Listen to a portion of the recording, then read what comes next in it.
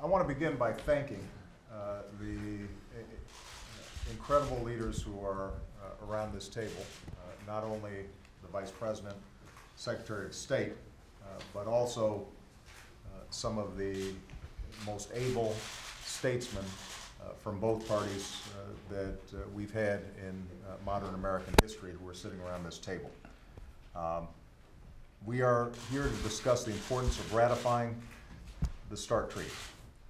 And let me be clear, it is in the national security imperative, it is a national security imperative that the United States ratify the new START Treaty this year. There is no higher national security priority for the lame duck session of Congress. The stakes for American national security are clear, and they are high. The new START Treaty responsibly reduces the number of nuclear weapons and launchers that the United States and Russia deploy while fully maintaining America's nuclear deterrent. If we ratify this treaty, we're going to have a verification regime in place to track Russia's strategic nuclear weapons, including U.S. inspectors on the ground. If we don't, then we don't have a verification regime. No inspectors, no insights into Russia's strategic arsenal, no framework for cooperation between the world's two nuclear superpowers. As Ronald Reagan said, we have to trust, but we also have to verify. In order for us to verify, we've got to have a treaty. The new START Treaty is also a cornerstone of our relations with Russia, and this goes beyond nuclear security. Russia has been fundamental to our efforts to put strong sanctions in place to put pressure on Iran to deal with its nuclear program. It's been critical in supporting our troops in Afghanistan through the Northern Distribution Network. It's been critical in working with us to secure all vulnerable nuclear materials around the world and to enhance European security. We cannot afford to gamble on our ability to verify Russia's strategic nuclear arms, and we can't jeopardize the progress that we've made in securing vulnerable nuclear materials or in maintaining a strong sanctions regime against Iran. These are all national interests of the highest order. Let me also say, and I think the group around the table will confirm, that this new START Treaty is completely in line with a tradition of bipartisan cooperation on this issue. This is not a Democratic concept. This is not a Republican concept. This is a concept of American national security that has been promoted by Ronald Reagan, George H.W. Bush, Bill Clinton, George W. Bush, and now my administration. We've taken the time to do this right. To ensure that the treaty got a fair hearing, we submitted to the Senate last spring. Because of the leadership of John Kerry and Dick Lugar, there have been 18 hearings on this subject.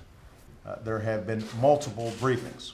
It has been fully and carefully vetted and has the full endorsement of our nation's military leadership. Our Vice Chairman of the Joint Chiefs of Staff, Haas Cartwright, is here and will confirm that this is in our national security interests.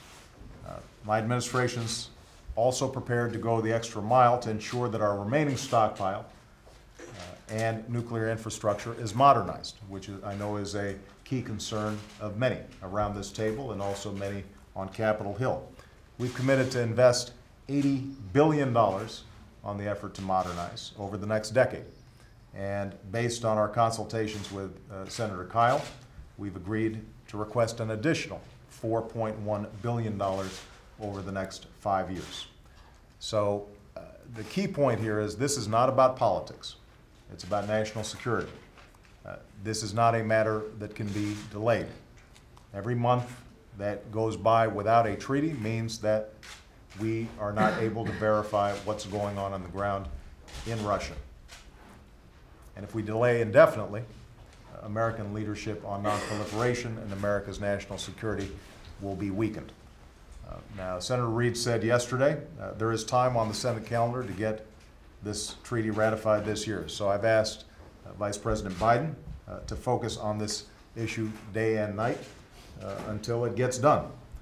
It's important to our national security to let this treaty go up for a vote. I'm confident that it's the right thing to do.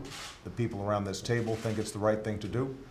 I would welcome the press to query the leadership here, people who have been national security advisors, secretaries of state, and key advisors, defense secretaries for Democratic and Republican administrations, and they will confirm that this is the right thing to do. So we've got a lot on our plate during this lame duck session.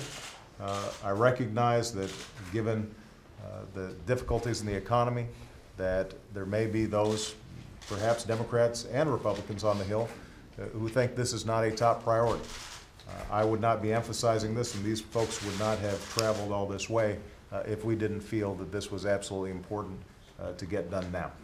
And so I'm looking forward to strong cooperation between Democrats and Republicans on Capitol Hill, as exemplified by John Kerry and Dick Lugar, to get this done over the course of the next several weeks. All right? Thank you very much, everybody. Thank you. Thank you.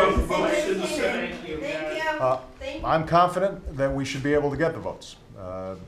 Keep in mind that every president since Ronald Reagan has presented a arms treaty with Russia and been able to get ratification.